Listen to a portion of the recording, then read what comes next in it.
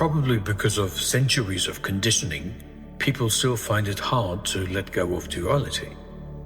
So let us look at non-duality in a simple and direct way, without long and boring lectures.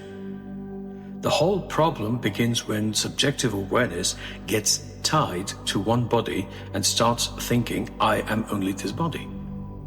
The moment that happens, awareness appears limited, localized, separate, vulnerable, and small. But awareness itself is not the body. The body is matter. Thoughts, emotions, sensations, perceptions, and all mental activity belong to the changing field. They come and go. But that, because of which all this is known, awareness, is not itself matter.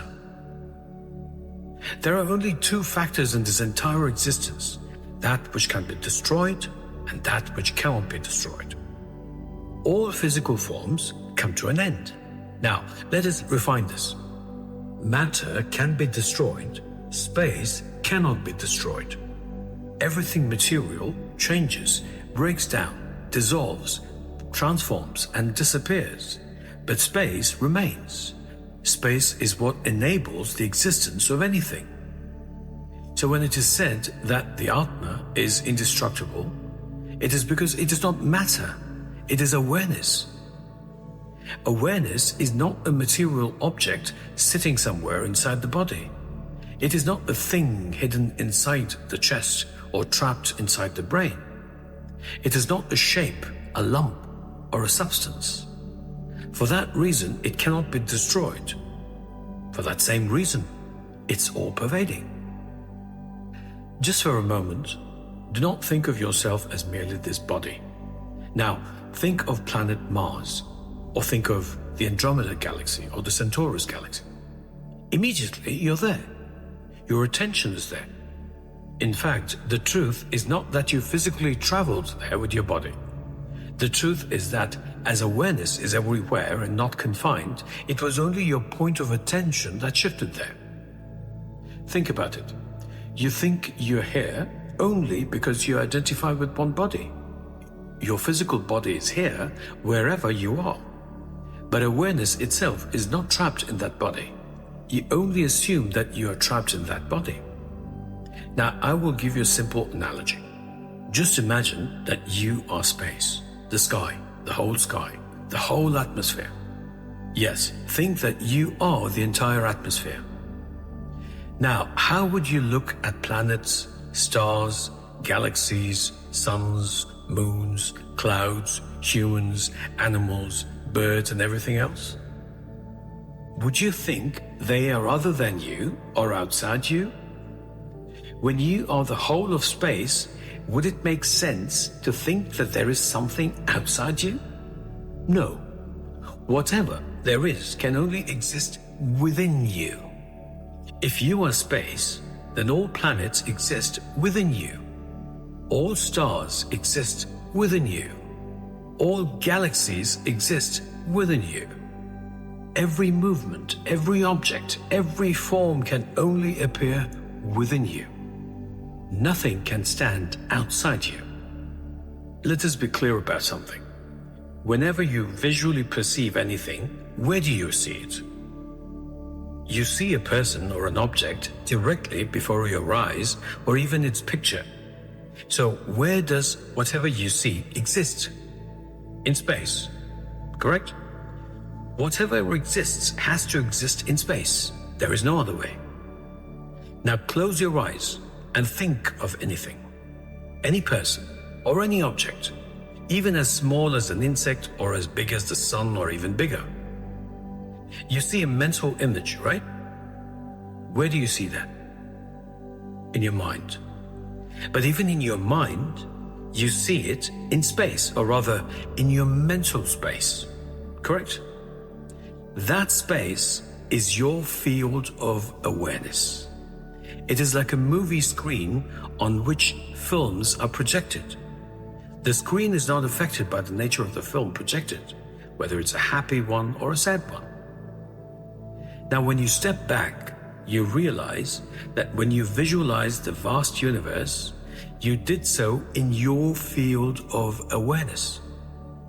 Just as you cannot see anything that does not exist in space, you cannot think of anything that does not exist in your mental space or your field of awareness. Awareness is called Chit in Sanskrit, and sky or space is called Akasha. So the entire space that you visualized appeared only in the sky of your awareness, or Chidakasha. Apart from this Chidakasha, there is no other place where anything can be ever perceived by you. Whatever you think exists only within this sky of awareness. And just as there cannot be anything outside space or the atmosphere, there cannot be anything outside Chidakasha, because whatever you perceive is perceived only in the Chidakasha. It is so simple. Once this becomes clear, the whole nonsense of higher and lower powers begin to collapse. Who is high and who is low? Then you might ask, who are all the people we see? What about the flora and the fauna? Yes, what about the people, flora and fauna? Are you talking about their physical forms? Well, they will all perish. All those forms are mere manifestations of conglomerations of atoms formed within space. And each of those atoms again contains space. So space contains and is also contained.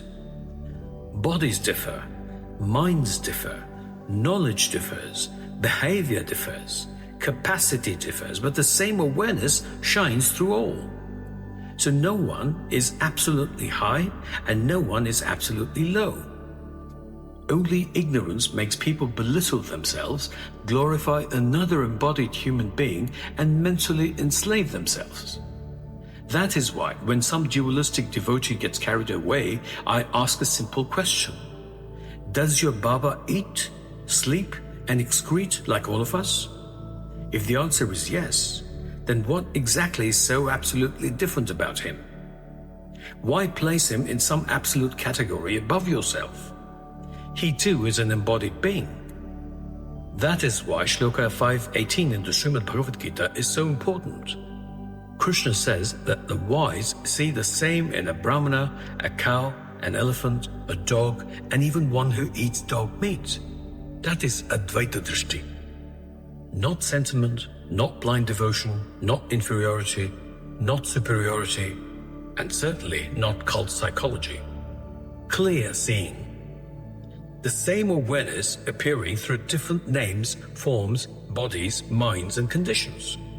So it is only ignorance that makes people think low of themselves, deify other eating, sleeping, and excreting humans, and then live in cults where they sometimes even wash the feet of their deified humans and drink the water, thinking they're doing something holy. If any of your Babas ask you to do weird things, just ask them to show you the source scripture. Ask them if it is written in the Bhagavad Gita. That should safeguard you. Whatever we think exists only within this sky of awareness. So where is the second thing? It is so simple. So when it is said that the Atma is indestructible, it is because it is not matter. It is awareness as vast and endless as the sky.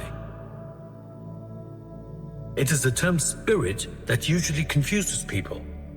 Allowing oneself to be brainwashed into thinking that there is some higher power managing your personal life is what makes you totally vulnerable to prowling conversion agents from organized religions who are waiting to catch you off guard, replace your God or Baba with theirs, and convert you to their cult. And let this be understood clearly. The moment you think you are small, separate, helpless, and dependent on some other embodied being for your salvation, guidance, or protection, you have already fallen from truth into ignorance. The second thing exists only in misunderstanding. That is why Advaita is not poetry, not mysticism, not emotional comfort. It is the destruction of error. There is no higher or lower in awareness. There is no outside to awareness. There is no second thing apart from awareness. See this clearly, and the whole game of fear, inferiority, worship, dependence, and cultism begins to collapse. See you in part 2.